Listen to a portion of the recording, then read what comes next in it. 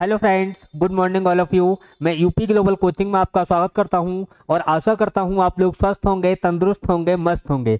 आज हम दोस्तों पॉलिटी के अंतर्गत जो हमारी प्रेसिडेंट की पावर चल रही थी, राष्ट्रपति की जो शक्तियां हम पढ़ रहे थे, उनमें दोस्तों हमने अधिकांश प्रेसिडेंट की पावर को कवर कर लिया है। और आज हम दोस्तों कवर करने वाले हैं प्रेसिडेंट की आपातकालीन शक्तियां, नेशनल इमरजेंसी को विशेष रूप से आज दोस्तों हम पढ़ेंगे। यहाँ पे अगर मैं आपातकाल की बात करूं दोस्तों, तो आपातकाल कितने प्रकार का होता है इस पे डिस्कस करेंगे। और अगर जो प्रेसिडेंट हैं वो आपातकाल की घोषणा कर दें तो आपातकाल कितने समय तक रह सकता है, संसद अनुमोदन करती है तो कितने समय तक रह सकता है, इन पे दोस्तों हम अभी डिस्कस करने वाले हैं।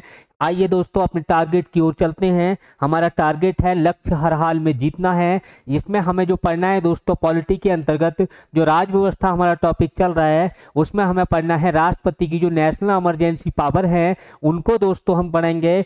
और विशेष रूप से आज हमें जो डिस्कस करना है वो राष्ट्रीय आपातकाल को डिस्कस करना है। आइए दोस्तों शुरू करते हैं अपना टॉपिक। और इस टॉपिक में सबसे पहले अगर मैं बात करूं तो यहाँ पे मैं आपातकाल की बात कर रहा हूं कि आपातकाल कितने प्रकार का होता है। आपातकाल की बात करें दोस्तों तो ये 3 टाइप्स होता है जो कि हमारे संविधान में दे रखा है। कौन कौन सा? एक तो आर्टिकल 50, यहाँ पे आर्टिकल 352 यानी कि 352 आर्टिकल, ये क्या बात करता है। आगे हम बात करें 356 आर्टिकल, ये क्या बात करता है। आगे अगर मैं बात करूं 360, ये क्या बात करता है। इनसे संबंधित प्रश्न दोस्तों पूछे जाते हैं। अगर दोस्तों मैं 352 की बात करूं तो ये जो बात करता है ये राष्ट्रीय आपातकाल की बात करता है। किसकी बात करता है दोस्तों? राष्ट्रीय आपातकाल। अगर हमसे पूछा जाए कि राष्ट्रीय आपातकाल संविधान के किस अनुच्छेद में है, तो अनुच्छेद कौन सा होगा दोस्तों?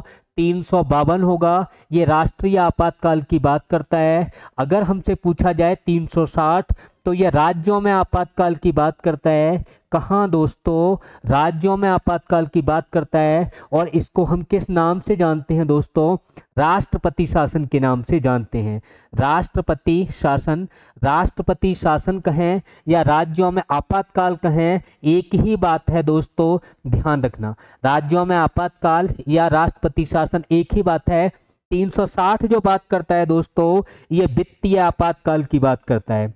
किसकी बात करता है दोस्तों? वित्तीय आपातकाल की बात करता है। सीधा सीधा हमसे क्वेश्चन पूछा जाता है कि वित्तीय आपातकाल से संबंधित आर्टिकल कौन सा है, तो आंसर कितना होगा दोस्तों?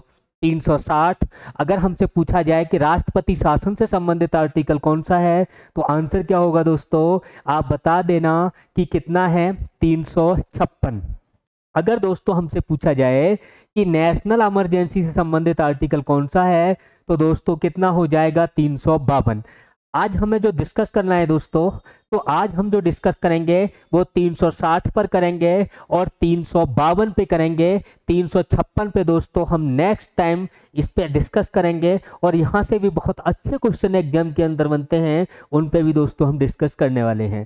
आइए दोस्तों सबसे पहले अगर हम देखें तो 360 को निपटा लेते हैं। आर्टिकल 360 अभी मैंने बताया था ये किसकी बात करता है, तो वित्तीय आपातकाल की बात करता है।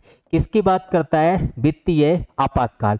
अगर मैं वित्तीय आपातकाल की बात करूं तो वित्तीय आपातकाल कब लगता है, किस कंडीशन में लगता है, यानी कि लगाते तो राष्ट्रपति हैं, इसके लिए कंडीशन क्या है, कब लगेगा। तो यहाँ अगर आपसे पूछा जाए दोस्तों कि जो राष्ट्रीय आपातकाल है या राष्ट्रीय आपातकाल में जो वित्तीय आपातकाल की बात कर रहा हूँ, ये किस कंडीशन में लगता है, जब देश की साख को खतरा हो उस समय वित्तीय आपातकाल लगाया जाता है।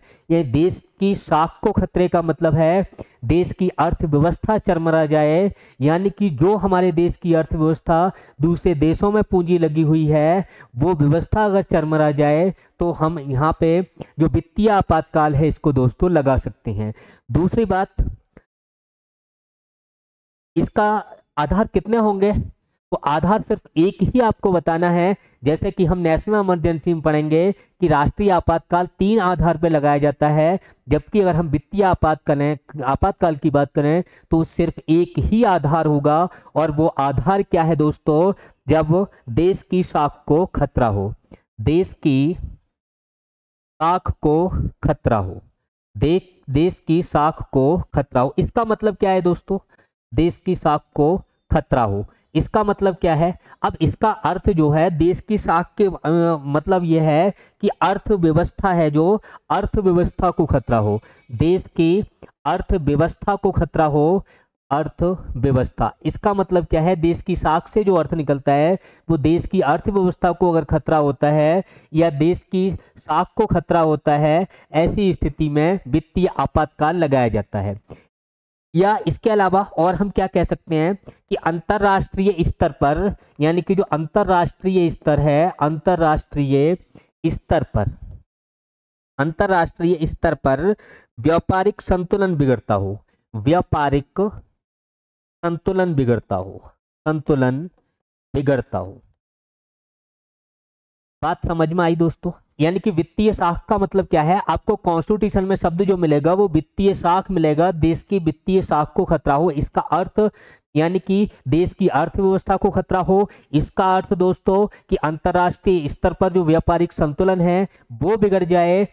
ऐसी कंडीशन में जो है वो क्या लगता है दोस्तों? वित्तीय आपातकाल लगता है। और एक बात ध्यान रखना कि वित्तीय आपातकाल है ये किसकी सिफारिश पर लगेगा? तो यहाँ पे लगाएगा कौन? तो कौन में तो आंसर आप बता दोगे, प्रेसिडेंट। कौन लगाएगा दोस्तों? प्रेसिडेंट लगाएगा। ये जो लगाएगा किसकी सिफारिश पर लगाएगा? तो अगर सिफारिश पूछी जाए तो सिफारिश में दोस्तों आपको क्या बताना है? सिफारिश में यहाँ बताना है मंत्रिपरिषद की सिफारिश पर। किसकी? मंत्रिपरिषद की सिफारिश पर। और मैं आपको जानकारी के लिए बता दूं कि यहाँ पे मंत्रिपरिषद की सिफारिश पर लगेगा। अगर दोस्तों आपसे पूछा जाए कि नेशनल इमरजेंसी किसकी सिफारिश पर लगती है, तो वो मंत्रिमंडल की लिखित सिफारिश पे लगेगी। वहाँ मंत्रिपरिषद शब्द का उल्लेख नहीं है, वहाँ मंत्रिमंडल शब्द का उल्लेख है दोस्तों, इस बात को ध्यान रखना है। जो अनुच्छेद 352 है उसमें पहले मंत्रिपरिषद था, लेकिन उसको हमने 44वें संविधान संशोधन द्वारा 1978 में मंत्रिमंडल की लिखित सिफारिश पर लगेगा, ये शब्द हमने लिख दिया है। और क्या इसके प्रोविजन है उसकी भी दोस्तों अभी मैं बात करूंगा।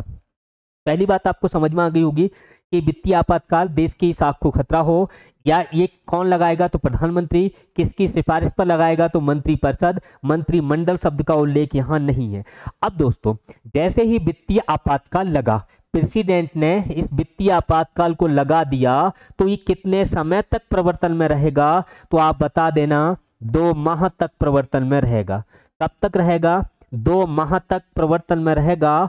और ये कब तक चल सकता है? तो ये जो चल सकता है इसका जो टाइम है वो दोस्तों आपको बताना है कि ये एक अनिश्चित काल तक रह सकता है। कब तक रह सकता है? अनिश्चित काल तक।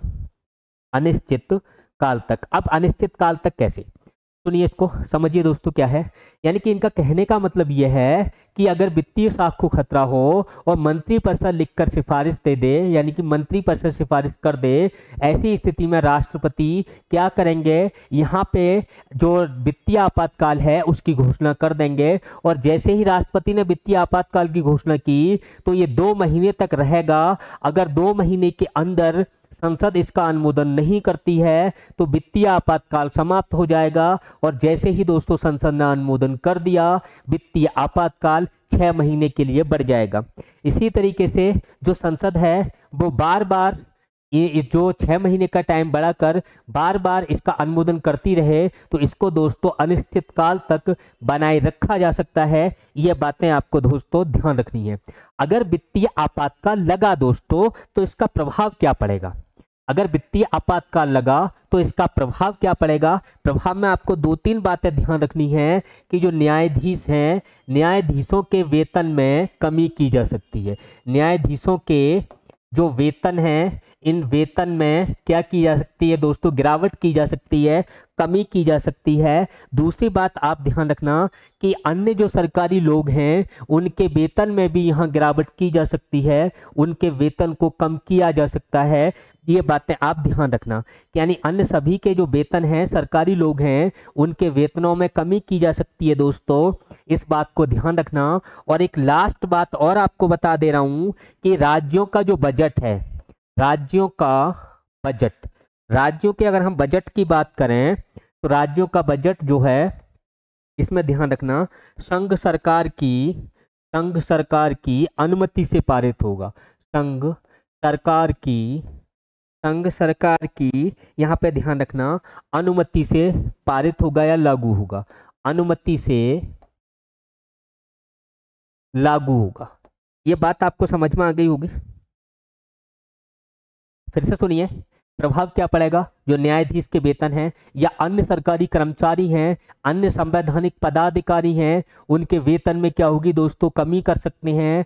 और यहाँ पे जो राज्यों का जो बजट है, ये राज्यों का बजट भी किसकी अनुमति से लागू होगा, किसकी अनुमति से चलेगा? तो ये बता देना, संघ सरकार की अनुमति से चलेगा। ये बात आपको ध्यान रखनी है, यानी कि प्रेसिडेंट की अनुमति से ही चलेगा, इस बात को हम कह सकते हैं। दूसरी बात, इसमें ज़्यादा कुछ है नहीं, इतना ही आपको ध्यान रखना है। और संसद इसका अनुमोदन कर दे तो ये 6 महीने तक रहता है और इसको अनिश्चित काल तक जारी रखा जा सकता है। ये बातें दोस्तों ध्यान रखनी है। नेक्स्ट देखते हैं, आज हमें विशेष रूप से जो बात करनी है वो अनुच्छेद 352, और ये किसकी बात करता है? राष्ट्रीय आपातकाल की बात करता है। किसकी दोस्तों? राष्ट्रीय आपातकाल की बात करता है। और राष्ट्रीय आपातकाल की अगर हम बात करें तो नेशनल इमरजेंसी ये कौन लगाएगा? तो आंसर क्या होगा दोस्तों? प्रेसिडेंट लगाएगा। लेकिन एक बात ध्यान रखना, ये जो प्रेसिडेंट लगाएगा ये मंत्रिमंडल की लिखित सिफारिश पर, मंत्रिमंडल की लिखित सिफारिश पर लगाएगा। किस पे लगाएगा? मंत्रिमंडल की लिखित सिफारिश। अब मंत्रिमंडल की जो लिखित सिफारिश पर लगाएगा, जबकि पहले वाले में मैंने क्या बताया था? मंत्रिपरिषद की सिफारिश पर वो जो वित्तीय आपातकाल है वो लग सकता है। लेकिन अगर राष्ट्रीय आपातकाल की बात करें तो ये जो मंत्रिमंडल है, मंत्रिपरिषद शब्द नहीं है, मंत्रिमंडल की लिखित सिफारिश पर लगेगा। और ये जो शब्द है ये दोस्तों हमने 44वें संविधान संशोधन द्वारा कब जोड़ा दोस्तों? तो बता देना, इसको हमने जोड़ा था 1978 में। यानी इसको हमने कब जोड़ा? तो 44वें संविधान संशोधन द्वारा 1978 में जोड़ा है। ये बात दोस्तों ध्यान रखनी है। अब आगे यहाँ पे क्या क्वेश्चन बनते हैं? आगे जो क्वेश्चन बनते हैं दोस्तों कि अगर ये राष्ट्रीय आपातकाल लगेगा तो क्या ये पूरे भारत में लगेगा या भारत के किसी हिस्से में लगेगा? तो यहाँ पे अगर मैं बात करूँ ये कहाँ लगेगा, कितने क्षेत्र पे लगेगा? तो अगर कहाँ की हम बात करें तो आपको बताना है, मूल संविधान में जो था वो क्या था? पूरे भारत में लगेगा। क्या था दोस्तों? पूरे भारत में लगेगा। अगर हम बात करें वर्तमान में क्या प्रोविजन है, तो वर्तमान में यह है कि भारत के किसी भी हिस्से में लग सकता है। क्या है? भारत के किसी भी हिस्से में लग सकता है। और ये जो शब्द है कि भारत के एक पार्टिकुलर किसी भी हिस्से में लग सकता है, इसको हमने दोस्तों 44वें संविधान संशोधन द्वारा 1978 में हमने जोड़ा। ये मूल संविधान का भाग नहीं था। यानी कि आज की डेट में स्थिति यह है, जो राष्ट्रपति शासन है वो पार्टिकुलर किसी क्षेत्र में, किसी एरिया में भी लगाना पड़े तो लग सकता है। लेकिन मूल संविधान में क्या था कि पूरे भारत में लगेगा दोस्तों, ऐसा लिखा हुआ था। दूसरी बात, ये लगेगा तो उसके लिए कंडीशन क्या है, किस कंडीशन में लगेगा, उस कंडीशन का उल्लेख कर लेते हैं दोस्तों। यहाँ ये जो लगता है वो राष्ट्रपति शासन 352 के तहत ये कब लगता है, यानी कि इसके आधार क्या हैं? तो आधार इसके अगर हम बात करें तो इसके 3 आधार हैं दोस्तों, जिनके आधार पर राष्ट्रपति शासन लगता है। और वो 3 आधार कौन कौन से हैं उनकी अगर हम बात करें तो 3 आधार आपको ध्यान रखने हैं। पहला आधार जो है दोस्तों वो ये है कि बाह्य आक्रमण हो जाए, यानी कि भारत पर कोई आक्रमण कर दे, बाह्य आक्रमण, ये ध्यान रखना है। दूसरे में क्या ध्यान रखना है दोस्तों? भारत किसी युद्ध में शामिल हो जाए, भारत किसी युद्ध में शामिल हो जाए। तीसरी कंडीशन क्या है दोस्तों? तो तीसरी कंडीशन आपको बतानी है कि यहाँ पे भारत में लोग सशस्त्र विद्रोह के आधार पर भी लग सकता है। किसके आधार पर दोस्तों? सशस्त्र विद्रोह के आधार पर। अब सुनिए, यहाँ पे ये 3 आधार हो गए। अब यहाँ पे ये है दोस्तों कि जो राष्ट्रपति शासन हमें लगाना है, प्रेसिडेंट रूल हमें लगाना है, उनमें ये जो 3 आधार हैं, तीनों का एक साथ होना अनिवार्य नहीं है। और दूसरी बात और ध्यान रखनी है, ये जो तीन आधार हैं इनमें किसी एक आधार पर भी लग सकता है। दूसरी बात, इन तीनों में से किसी एक आधार का वास्तविक स्थिति में होना भी जरूरी नहीं है। आज यहाँ पे शंका मात्र के आधार पर, यानी कि संदेह होने पर भी यहाँ पे क्या है कि जो राष्ट्रपति शासन लग सकता है। यानी कि पहली बात ध्यान रखनी है, तीनों का एक साथ होना जरूरी नहीं है। यानी कि तीनों का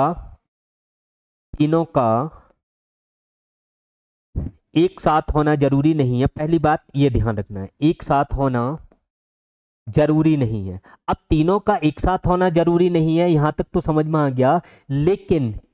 लेकिन इनकी जो वास्तविक स्थिति है, यानी वास्तविक स्थिति का होना भी जरूरी नहीं है।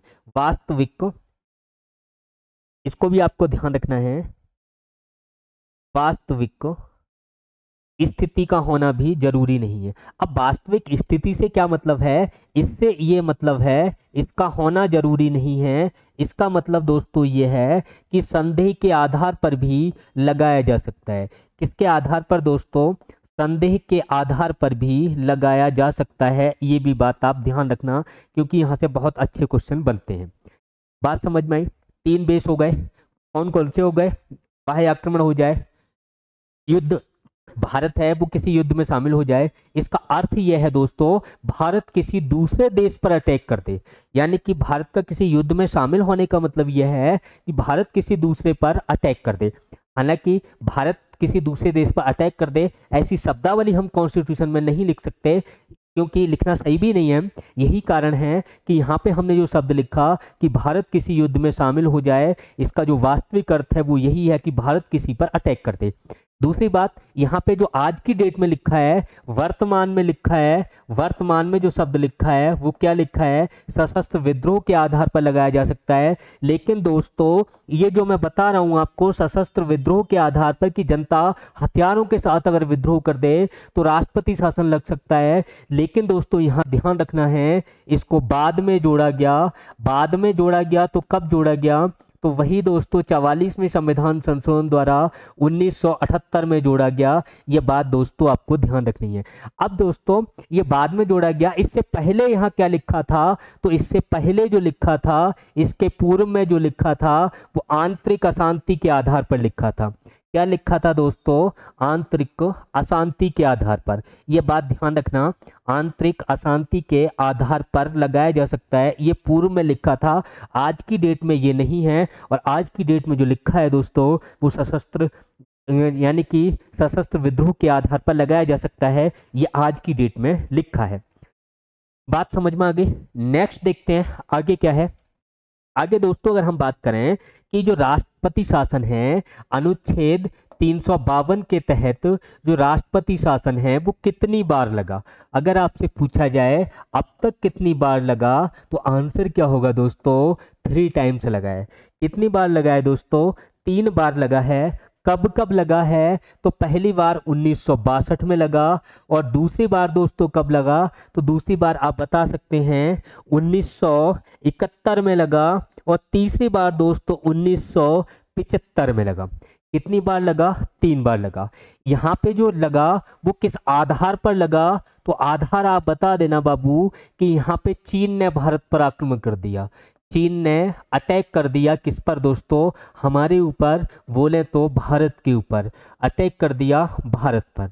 दूसरी बात, अब 71 में कब लगा, तो यहाँ पाकिस्तान ने अटैक कर दिया। किसने कर दिया दोस्तों, पाकिस्तान ने अटैक कर दिया किस पर दोस्तों, भारत पर। अगर हम बात करें तीसरी बार कब लगा, तो तीसरी बार जो लगा वो आंतरिक अशांति के आधार पर लगा। किसके आधार पर, आंतरिक अशांति के आधार पर दोस्तों आपको बताना है। तीसरी बार जो लगा वो आंतरिक अशांति के आधार पर लगा है। ये बातें हमें ध्यान रखनी है। अब देखो ये आंतरिक अशांति के आधार पर लगा, लेकिन ये जो शब्द है आंतरिक अशांति, ये मूल संविधान में था, यानी मूल संविधान में था, और वर्तमान में इसको हटा दिया और इसकी जगह क्या लगा, लिख दिया हमने दोस्तों, सशस्त्र विद्रोह लिख दिया। सशस्त्र विद्रोह, यानी कि इसको हमने सशस्त्र विद्रोह किया तो अभी मैंने बताया था 44वें संविधान संशोधन द्वारा 1978 में ये संशोधन किया गया था। बात क्लियर हो गई। नेक्स्ट आगे देखते हैं कि जो पहली बार लगा है ये कब तक चला दोस्तों, 1962 से। जब चीन ने भारत पर अटैक किया तो ये कितने साल तक चला, तो आपको बताना है दोस्तों ये 1968 तक चला। कहाँ तक दोस्तों, 1968 तक।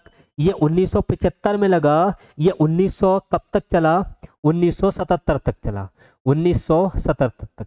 अब देखो आपको समझ में आ रहा होगा कि ये 77 तक चला तो ये बीच में कहाँ से आ गया। यही क्लू है दोस्तों जो आपको जानना है, यही क्लू है जो आपको जानना है। यहाँ से क्वेश्चन बहुत अच्छे बनते हैं दोस्तों, और ये क्या क्लू है इसकी मैं अभी बात करने वाला हूँ।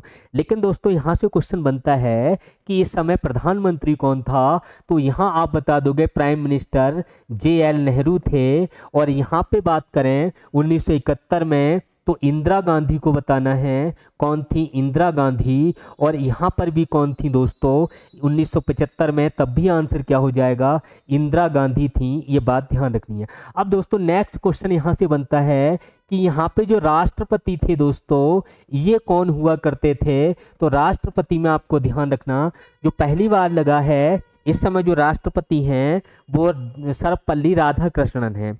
क्या बताने हैं, राधा कृष्णन आपको बताना है, राधा कृष्णन। और दूसरे वाले में आपको बताना है BV गिरी।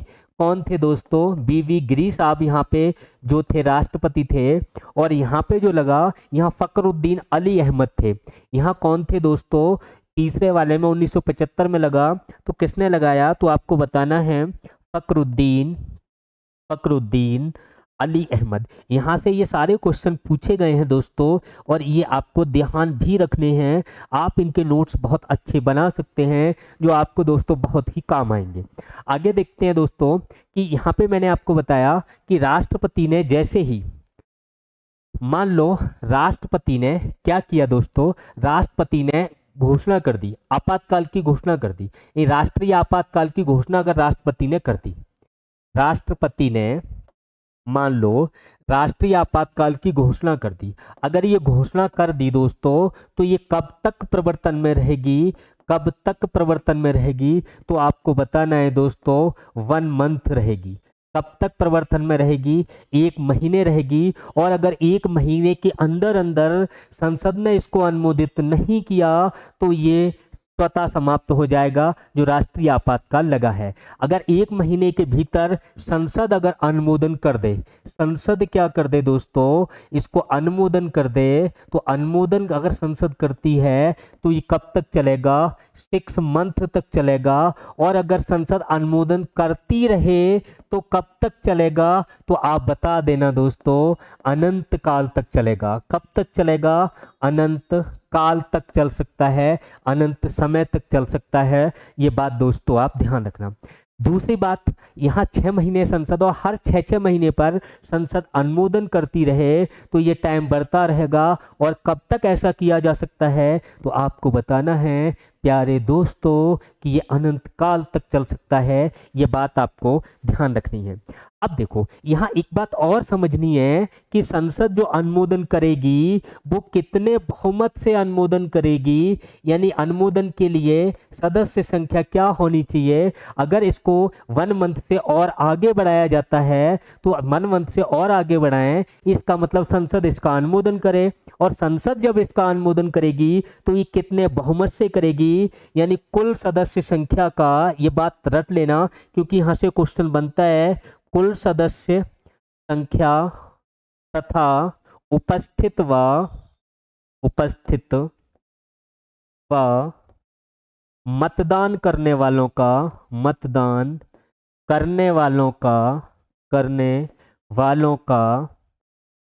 1/3 बहुमत, सॉरी 2/3 बहुमत। कितना, 2/3 बहुमत चाहिए, 2/3 बहुमत। फिर सुनिए दोस्तों, यानी कि संसद अगर इसका अनुमोदन करती है तो कुल सदस्य संख्या तथा उपस्थित व मतदान करने वालों का कितना चाहिए, 2/3 बहुमत। से ये अनुमोदन करने के लिए।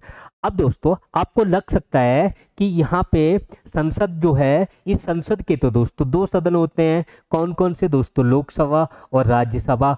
अगर मान लो यहाँ जो राज्यसभा है ये हमारा परमानेंट हाउस है और लोकसभा है ये हर 5 साल बाद नई गठित होती है। तो अगर मैं लोकसभा की बात करूं कि अगर लोकसभा प्रवर्तन में नहीं है तो ऐसी स्थिति में केवल राज्यसभा अनुमोदन कर सकती है। केवल जो राज्यसभा है ये अनुमोदन कर सकती है। और जैसे ही राज्यसभा ने अनुमोदन किया और नई लोकसभा गठित होकर जैसे ही आएगी, अगर नई लोकसभा गठित होकर आई तो नई लोकसभा है ये 30 दिन के भीतर अनुमोदन कर दे। अगर 30 दिन के भीतर अनुमोदन नई लोकसभा ने नहीं किया तब भी क्या हो जाएगा, जो राष्ट्रपति शासन है, सॉरी, या जो नेशनल इमरजेंसी है, राष्ट्रीय आपातकाल है, वो क्या हो जाएगा दोस्तों? खत्म हो जाएगा, स्वतः समाप्त हो जाएगा। ये बात ध्यान रखनी है। फिर से आप सुनिए, राष्ट्रपति ने नेशनल इमरजेंसी की घोषणा की, 1 मंथ तक संसद ने अनुमोदन नहीं किया, नेशनल इमरजेंसी खत्म। दूसरी बात, अगर संसद अनुमोदन कर देती है तो 6 महीने तक रहेगी प्रवर्तन में, और 6 महीने के भीतर संसद ने दोबारा अनुमोदन नहीं किया, राष्ट्रपति शासन खत्म। दूसरी बात फिर सुनिए, अगर जो लोकसभा है वो फंक्शन में ना हो, अगर लोकसभा फंक्शन में नहीं है तो ऐसी स्थिति में जो राज्यसभा जो परमानेंट हाउस है वो उसको अनुमोदित करे।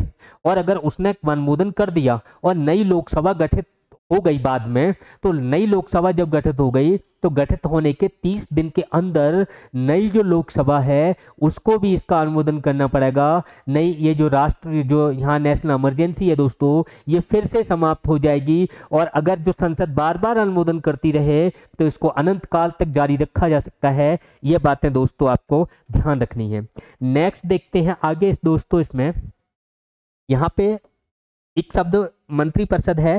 तो मंत्रिपरिषद में सभी प्रकार के मंत्री शामिल होते हैं, जिसमें कैबिनेट स्तर के होते हैं, जिनमें राज्य स्तर के होते हैं, जहाँ जिसमें जो विशेष राज्य मंत्री हैं वो भी शामिल होते हैं। लेकिन मंत्रिमंडल का मतलब है कि कैबिनेट स्तर के मंत्री सहित प्रधानमंत्री, यानी कि कैबिनेट स्तर के जो मंत्री होते हैं इनकी संख्या कम होती है। बाकी सारे प्रकार के मंत्री देखें तो ये बहुत ज़्यादा होते हैं, इनमें राज्य मंत्री वगैरह भी आते हैं और जो राज्य का दर्जा इनको मिलता है वो भी मंत्री इसमें आते हैं दोस्तों।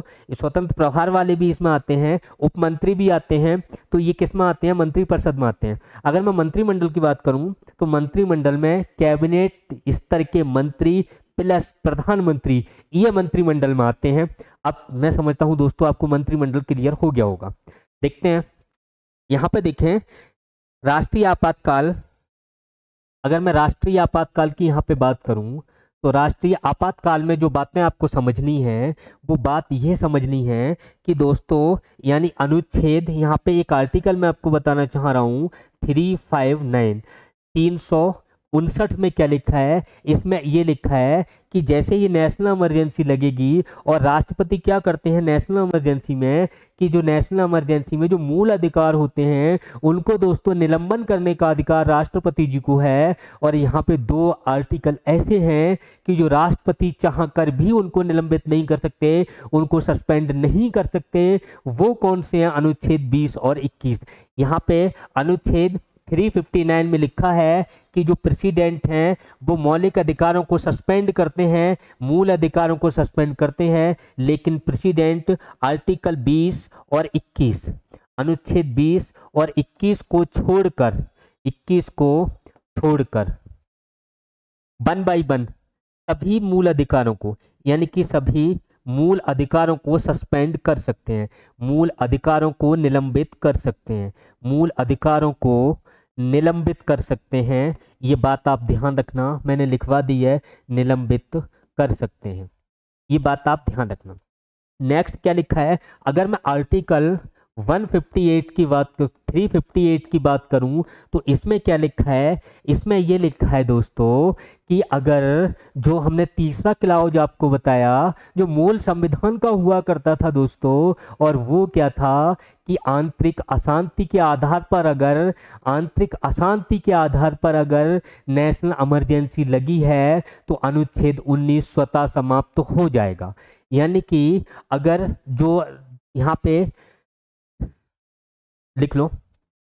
अनुच्छेद 19, इसमें क्या लिखा है, अनुच्छेद जो 19 है ये किस में लिखा है, अनुच्छेद 358 में लिखा है कि जो आर्टिकल 19 है ये स्वतः समाप्त हो जाएगा, स्वतः निलंबित हो जाएगा, सस्पेंड हो जाएगा, स्वतः निलंबित हो जाएगा, निलंबित हो जाएगा। कब हो जाएगा दोस्तों, कब, तो आपको बता देना है कि अगर यहाँ जो आंतरिक अशांति के आधार पर, आंतरिक अशांति के आधार पर अगर यहाँ पे क्या लगा है, नेशनल इमरजेंसी लगी है, तो ये अनुच्छेद 19 स्वतः समाप्त हो जाएगा। लेकिन दोस्तों आंतरिक अशांति शब्द नहीं है, इसको हटा दिया और इसकी जगह हमने 44वें संविधान संशोधन द्वारा 1978 में दोस्तों यहाँ सशस्त्र विद्रोह जोड़ दिया। अब यहाँ क्या लिखा है कि यहाँ पे हमने परिवर्तन कर दिया और अनुच्छेद 19 वर्तमान की स्थिति में, आज की स्थिति में, वर्तमान में अगर हम बात करें तो ये यहाँ निलंबित नहीं होगा। क्या लिखा है दोस्तों, वर्तमान में ये निलंबित नहीं होगा। और निलंबित क्यों नहीं होगा, क्योंकि वर्तमान में आंतरिक अशांति शब्द नहीं है और वर्तमान में इसके स्थान पर क्या लिखा है, सशस्त्र विद्रोह लिखा है। क्या लिखा है दोस्तों, सशस्त्र विद्रोह लिखा है। इसका मतलब ये आज की स्थिति में अनुच्छेद 19 स्वतः निलंबित नहीं होता है, नहीं होता है, नहीं होता है दोस्तों, ध्यान रखना। आगे देखते हैं। एक बात बताओ, अभी मैंने बताया था कि नेशनल इमरजेंसी हमने 1962 में लगाई, नेशनल इमरजेंसी हमने 1971 में लगाई, नेशनल इमरजेंसी हमने 1975 में लगाई। ये मैंने बताया था ये 1968 तक चली। कब तक चली, 1968 तक। ये वाली थी ये 1977 तक चली। तो भाई साहब यहाँ पे बीच में आपको एक बात समझ में आती होगी कि यहाँ पे बीच में दोस्तों, यहाँ पे 1965 में क्या हुआ दोस्तों, पाकिस्तान ने अटैक कर दिया। क्या कर दिया, पाकिस्तान ने आक्रमण कर दिया। और पाकिस्तान ने आक्रमण किया तो दोस्तों हमने यहाँ पे 1965 में नेशनल इमरजेंसी क्यों नहीं लगाई, ये बात आपको ध्यान रखना है, समझना है। यानी कि 1962 में जो यहाँ पे नेशनल इमरजेंसी लगी ये 68 तक चली, जबकि बीच में 1965 में पाकिस्तान ने अटैक कर दिया, हमने नेशनल इमरजेंसी को नहीं लगाया। फिर आप सुनिए, ये जो 1971 में इमरजेंसी लगी ये 1977 तक लगी। तो दोस्तों ये जो बीच का ये वाला सिस्टम है ये 1975 में बीच में ये कहाँ से लगा दिया हमने, ये नेशनल इमरजेंसी क्यों लगा दी, इसको थोड़ा समझना है दोस्तों। बात ये थी 1962 में जो नेशनल इमरजेंसी लगी थी इसका आधार क्या था दोस्तों, बाह्य आक्रमण था। आधार क्या था, बाह्य आक्रमण था। इसलिए हमने क्या किया, ये भी पाकिस्तान ने आक्रमण किया तो ये भी बाह्य आक्रमण था, अर्थात 1965 में दोबारा हमें नेशनल इमरजेंसी लगाने की जरूरत नहीं थी। फिर से आप सुनिए, 1971 में जो नेशनल इमरजेंसी लगी ये बाह्य आक्रमण के आधार पर लगी और ये कब तक रही, 1975 तक रही। लेकिन बीच में दोस्तों जो 1975 में हमने लगा दी, जो कि 71 और 77 के बीच आता है, यहाँ पे दोस्तों जो नेशनल इमरजेंसी का जो आधार था वो आधार बदल गया। आधार क्या बदल गया, 1975 में हमने जो नेशनल इमरजेंसी लगाई ये दोस्तों आंतरिक अशांति के आधार पर लगाई। क्यों लगाई दोस्तों, आंतरिक अशांति के आधार पर लगाई थी, आंतरिक अशांति के आधार पर। यानी आंतरिक अशांति के आधार पर, अशांति के आधार पर कब लगाई थी दोस्तों, तो डेट आप यहाँ पे ध्यान रखना, इसको हमने 25 जून कब लगाया, 25 जून 1975 को जो इंदिरा गांधी थी उन्होंने दोस्तों फखरुद्दीन अली अहमद जो उस समय प्रेसिडेंट हुआ करते थे उनको दोस्तों फोन कॉल के माध्यम से इमरजेंसी लगवा दिया। किस आधार पर, आंतरिक अशांति के आधार पर, जो पूरी तरीके से गलत था। यही कारण था कि हमने 1978 में 44वां संविधान संशोधन किया और इसको यहाँ से हटा दिया। आंतरिक अशांति की जगह हमने यहाँ क्या लिख दिया दोस्तों, सशस्त्र विद्रोह लिख दिया। और दूसरी बात ये कि जो फोन कॉल के माध्यम से जो नेशनल इमरजेंसी लगी ये तरीका गलत है, इस तरीके को चेंज हमने किया और जो मंत्रिपरिषद की लिखित सिफारिश की वाली बात थी उसको हमने हटाया और मंत्रिमंडल की लिखित निम्नलिखित सिफारिश पर लगेगा। ये शब्द हमने जोड़ा, ये हमने 44वें संविधान संशोधन द्वारा जोड़ा, जैसा कि दोस्तों आपको बता चुका हूँ। ये बातें आपको समझ में आ गई होंगी कि 2 बार जो लगा वो बाह्य आक्रमण के आधार पर लगा, तीसरी बार जो लगा है वो आंतरिक अशांति के आधार पर लगा है। लेकिन आज की डेट में ये नहीं है। आज की डेट में हमने यहाँ क्या लिख दिया कि यहाँ पे सशस्त्र विद्रोह लिखा हुआ है, ये बात ध्यान रखना। और जो तीसरा आधार है कि भारत किसी युद्ध में शामिल हो जाए, तो भारत ने आज तक किसी युद्ध में शामिल नहीं हुआ, भारत ने कहीं भी अटैक नहीं किया, उस आधार पर नेशनल इमरजेंसी आज तक लगी भी नहीं है दोस्तों, ये भी ध्यान रखना।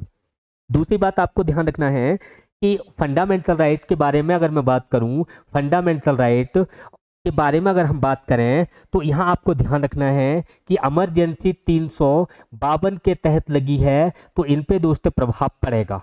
यानी कि अगर 352 के आधार पर लगी है तो ये फंडामेंटल राइट हैं, इन पे दोस्तों प्रभाव पड़ता है, एक बात ये ध्यान रखना। दूसरा, अगर 360 के आधार पर लगे या फिर 356 के आधार पर लगे, तो जो एफआर हैं इन पे दोस्तों कोई प्रभाव नहीं पड़ता है, यानी कि कोई प्रभाव नहीं पड़ता है, ये बात ध्यान रखनी है।